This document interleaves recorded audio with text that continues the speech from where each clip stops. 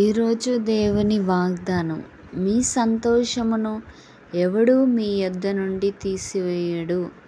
దేవుడు తెలియజేస్తున్నాడు, మీ సంతోషమును ఎవడు మీ యొద్ద నుండి తీసివేయడు.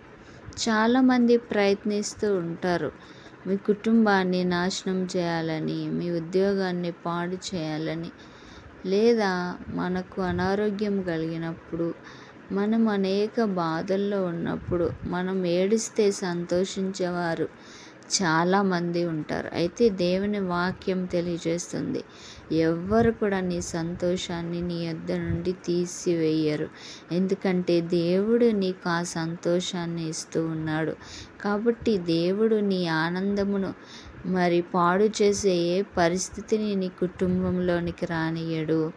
దేవుడు ఈ వాగ్దానము మీ జీవితంలో, మీ కుటుంబ జీవితంలో, మీ కుటుంబంలో ఉన్న ప్రతి ఒక్కరి జీవితంలో నెరవేర్చును గాక.